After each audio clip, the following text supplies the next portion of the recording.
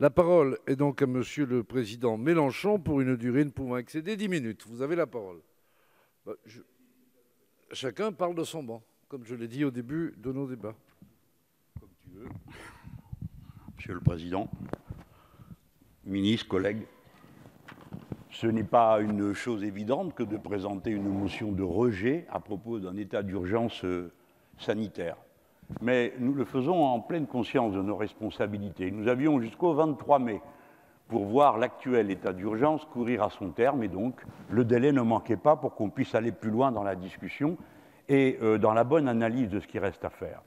Nous ne sommes pas contents de ce plan parce qu'il ne tire pas les leçons de ce qui s'est passé pendant le confinement. Et ce n'est pas faute d'avoir prévenu. Dès le 30 mars, si vous vous en souvenez, les parlementaires insoumis, au complet, avaient fait une tribune dans la presse pour alerter sur le fait que le déconfinement était une opération bien plus complexe que le confinement lui-même. Et nous pensions avoir une autorité suffisante pour pouvoir vous le dire. N'est-ce pas nous qui, ici, avons interpellé à je ne sais plus combien de reprises sur la question de savoir pourquoi la France ne se soumettait pas à la proposition de l'Organisation mondiale de la santé qui était de tester, tester et tester encore. On nous a répondu par la voix du Premier ministre que cette pratique était inutile. Et puis pour finir, le ministre Véran, lui, nous a plus jamais répondu quand nous avons posé les questions. Même question à propos des masques, où on nous avait aussi dit qu'ils étaient inutiles. Pour finir, ils vont être obligatoires. Il faut tirer les leçons de ce qui n'a pas fonctionné. Je ne parle pas de telle ou telle mesure, mais des grands principes qui doivent organiser l'action. Premièrement, la planification. On n'a pas fait un mètre en avant dans ce domaine. Ça ne veut pas dire qu'il n'y a pas de mesures, mais que la pensée concernant la façon avec laquelle ces mesures s'emboîtent les unes dans les autres n'existe pas. La preuve, nous l'avons vu encore hier, lorsqu'ont été repoussés les amendements présentés par nos collègues, les députés de la Corse, Acquaviva et Castellani, où l'on a vu que si des mesures étaient prises en effet concernant les populations, des mesures sanitaires, personne ne le contestait, l'articulation de ces mesures avec le plan de sauvetage économique n'avait été pensée par personne. Est-ce que l'occasion n'était pas bonne de tendre la main à la collectivité unique de Corse, une bonne fois pour toutes, pour qu'elle prenne en charge ce travail? Et dans l'Île-de-France, planification. Mais enfin, chers collègues, peut-être en avez-vous déjà vu les images.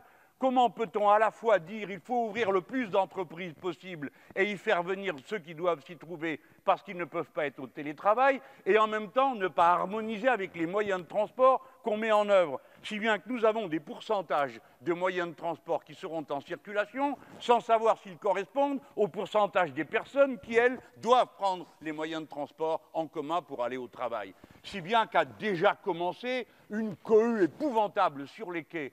Croyez-vous qu'on va y régler quelque chose en y mettant des agents pour aller faire le tri entre ceux qui devraient se trouver là et ceux qui ne devraient pas s'y trouver, au péril même de ceux qui vont se trouver sur les quais?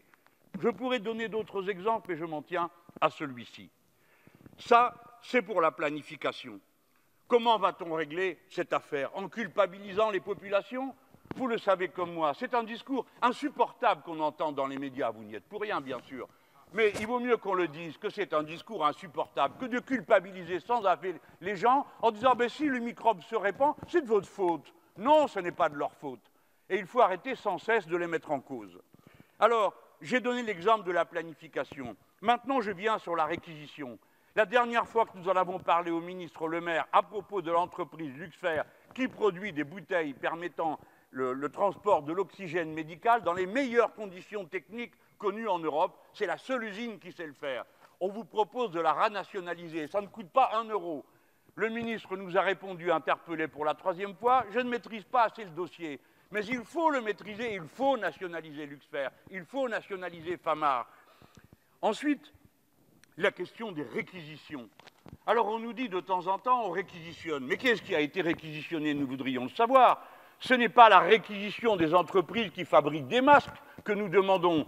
Celles-là, elles se sont auto-réquisitionnées, de même qu'un certain nombre d'entrepreneurs de l'industrie textile ont décidé de leur propre chef de transformer le sens de la fabrication de leurs entreprises. Ce que nous voudrions, ce que nous demandons, c'est que toute l'industrie textile soit réquisitionnée pour que nous soyons capables de faire au moins aussi bien que le Maroc, qui produit 5 millions de masques par jour, et que nous soyons dispensés d'aller faire la danse du ventre sur les tarmacs des aéroports chinois où l'on se dispute, paraît-il, pour savoir qui, pour terminer, aura le stock ou ne l'aura pas. La France est humiliée dans cette circonstance alors qu'elle a les moyens de faire sans avoir à demander la permission à qui que ce soit. Oui, c'est humiliant d'aller demander aux autres dans de telles conditions. Alors, surtout ce qu'il manque, Monsieur le ministre, voilà pourquoi surtout nous sommes si fâchés à ce sujet.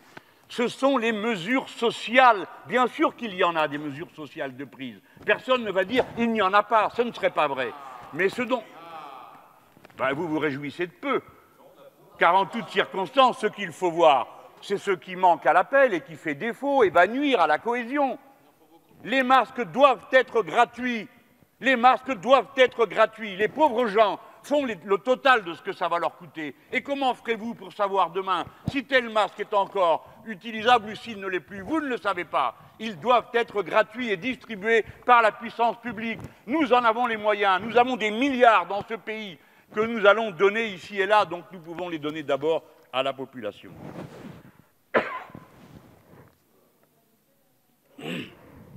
Excusez-moi.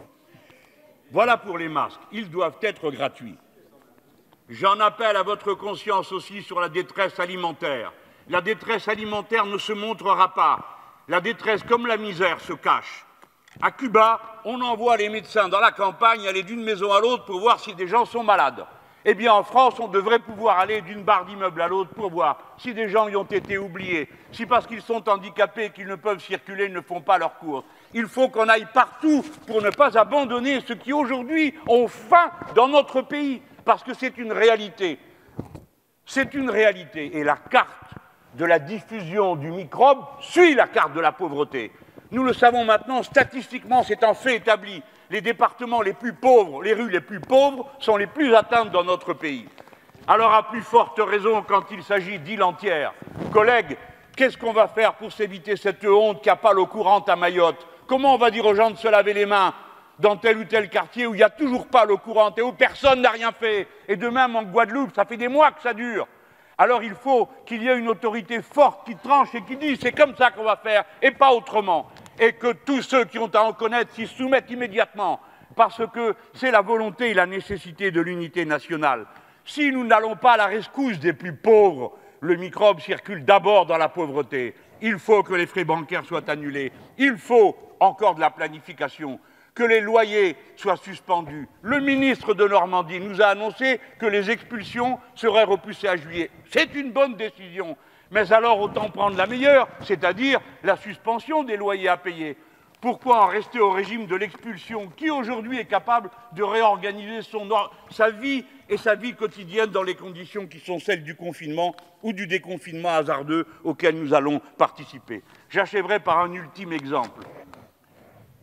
Les 200 € qui sont donnés aux étudiants, je suis sûr qu'ici, dans cette salle, beaucoup se sont payés eux-mêmes leurs études, comme je l'ai fait et quelques autres. Je n'en tire pas une gloire particulière.